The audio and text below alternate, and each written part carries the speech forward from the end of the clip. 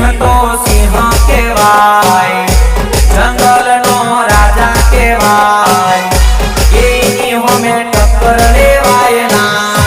જંગલનો હાવજ કહેવાય, એ સિંહ